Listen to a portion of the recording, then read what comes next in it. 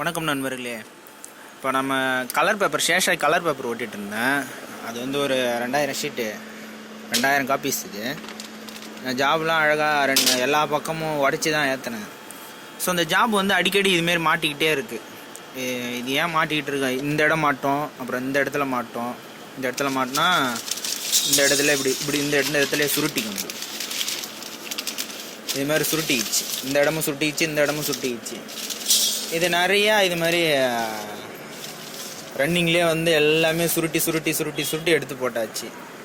இது வந்து ஏன்டா அந்த பிரச்சனை அப்படின்னு சொல்லிட்டு பொறுமையாக உட்காந்து யோசித்தேன். அதனால் வந்து ஜாபும் ஓடலை. கிட்டத்தட்ட ஒரு 20 நிமிஷமாக ஜாப் ஓடலை.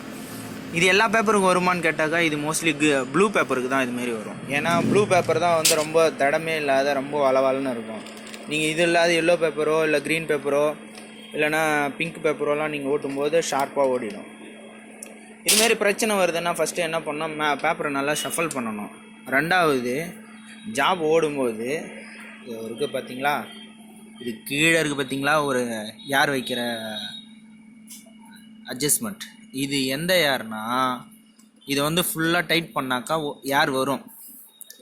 ஏர் எங்கே வரும்னா, இதோ இருக்குது பார்த்தீங்களா 2 இடத்துல பற்றி காட்டுறேன். இருக்குது பார்த்தீங்களா, இதில் ஹோல்ஸ் இருக்கும். இந்த ஹோல்ஸில் வந்து ஏர் வரும். தெரியுதுங்களா ஹோல்ஸு? வருங்க, கேமரா சரியில்லை. அது இருக்குது பார்த்தீங்களா, அந்த ஹோல்ஸில் வந்து காற்று வரும். அப்படி அந்த காற்று வரும்போது என்ன ஆகும், 2 சைடும் வந்து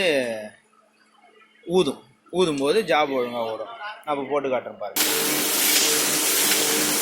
இப்போ பாருங்க, அந்த காற்று ஊதுதா, அந்த காற்று ஊதுறதால என்ன ஆகுதுன்னா பேப்பர் வந்து தூக்குது.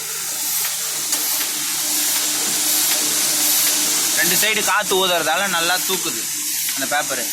அப்போ பேப்பர் ஃப்ரீயாக போகிறதால ஜாப் வந்து ஈஸியாக ஓடுது. ஸோ இவ்வளோ தான் ஃப்ரெண்ட்ஸ், பார்த்துக்கோங்க.